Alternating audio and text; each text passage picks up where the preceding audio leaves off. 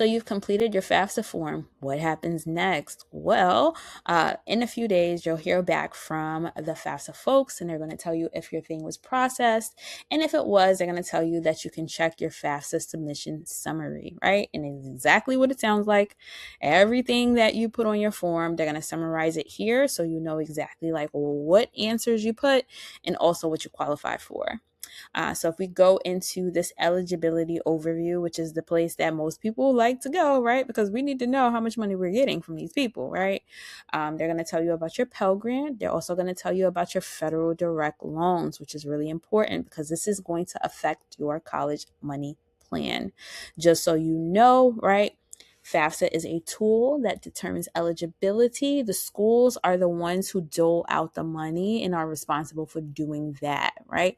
So if, right, it's not enough, you can always talk to them and see if they can find other funds for you. It won't be from the Pell Grant or the direct loans, but they might have some other pots of money sitting around that they can help you to get access to. The other thing is the federal work study. The only thing FAFSA can tell you is that you're eligible or not eligible, right? But they cannot tell you how much you're getting. That will be on your award letter, and you can check in with the school about that as well. If we go into the form answers, right, these are all the answers that you put. If something don't look right, you can always submit a correction, right? There'll be a button here for you to be able to submit a correction so that you can make sure that the right information is on your form.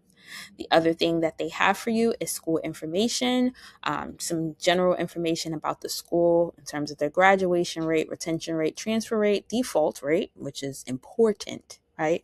Because default means that people don't pay their loans and they get into trouble. So you really want to pay attention to that default rate, right?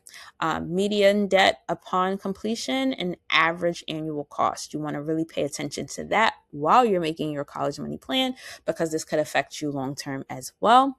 And the last part of this is your next steps, right? If there are anything that they need you to do, sometimes they don't need you to do anything. You did everything that you needed to do, and maybe you just need to check in with your schools. But if there's anything that they need you to do that will hold up your aid, you want to make sure that you're checking here to make sure that you don't have any next steps that will hold you back from getting the money you need.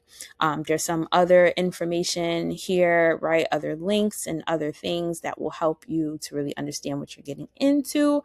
But this is what happens after, like directly after you do your FAFSA.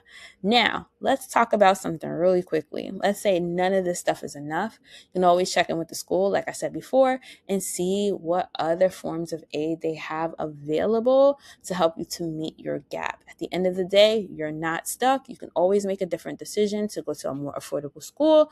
Just make sure that you are paying attention, you're having conversations with your family, and you're also having a conversation with financial aid as well. Get on track. Get